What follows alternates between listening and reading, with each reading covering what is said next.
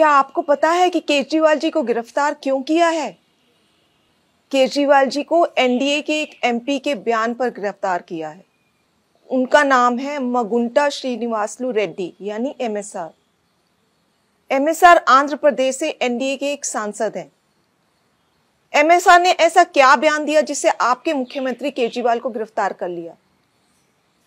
17 सितंबर 2022 को एमएसआर के ठिकानों पर ईडी की रेड हुई।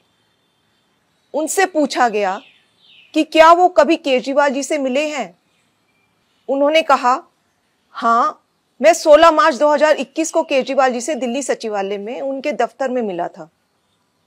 मैं दिल्ली में एक फैमिली चैरिटेबल ट्रस्ट खोलना चाहता था। उसके लिए दिल्ली के सीएम से जमीन के बारे में बात करने गया था।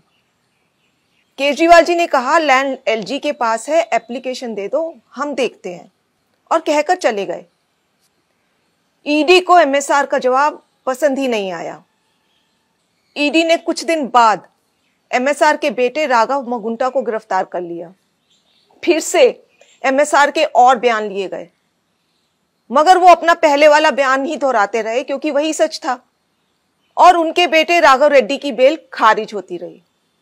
इस दौरान सदमे से राघव की पत्नी यानी एमएसआर की पुत्रवधू ने आत्महत्या करने की कोशिश की और उनकी बूढ़ी मां बहुत बीमार हो गई।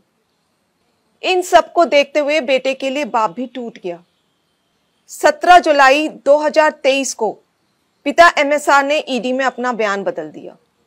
उन्होंने अब कहा, 16 मार्च 2021 को मैं केजरीवाल जी से मिलने गया था। मुश्किल से 4-5 मिनट मुलाकात हुई। वहीं 10-12 लोग बैठे थे।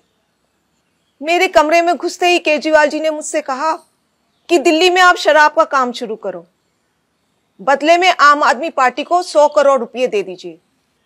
केजरीवाल जी से ये मेरी पहली और आखिरी मुलाकात थी। इस बयान के बाद अगले ही दिन एमएसआर के बेटे राघव रेड्डी को ईडी ने बेल दिलवा दी। जाहिर है कि एमएसआर का यह बयान झूठा है। वे खुद कह रहे हैं कि यह उनकी केजरीवाल जी से पहली और आखिरी मुलाकात थी। 10-12 लोग वहां बैठे थे। अगर किसी को किसी से पैसे मांगने भी थे तो वह क्या कोई किसी अजनबी से पहली मुलाकात में ही 10-12 लोगों के सामने इस तरह पैसे मांग लेगा? जाहिर है कि एमएसआर के बेटे और परिवार को 5 महीने बुरी तरह प्रताड़ित किया गया। इसीलिए एमएसआर ने अपने बेटे को बचाने के लिए झूठा बयान दिया, और इस बयान को देने के बाद 2 दिन में ही एमएसआर के बेटे को बेल मिल जाती है। इन सब बयानों से एक बात तो साफ हो गई कि अपने बेटे को जेल से निकलवाने के लिए एमएसआर ने झूठा बयान दिया।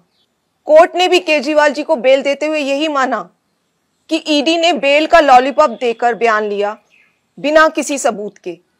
आपके बेटे केजरीवाल जी को एक गहरे राजनीतिक षड्यंत्र का शिकार बनाया गया है। वो एक सामान्य पढ़े लिखे देशभक्त और कट्टर ईमानदार व्यक्ति हैं।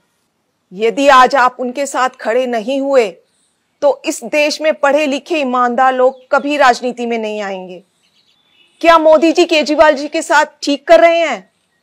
इस वीडियो को ज्यादा से ज्यादा शेयर करें ताकि देश को पता चल सके कि मोदी जी कैसे ईडी सीबीआई के जरिए एक गहरे राजनीतिक षड्यंत्र के तहत आपके केजरीवाल और आम आदमी पार्टी को खत्म करना चाह रहे हैं।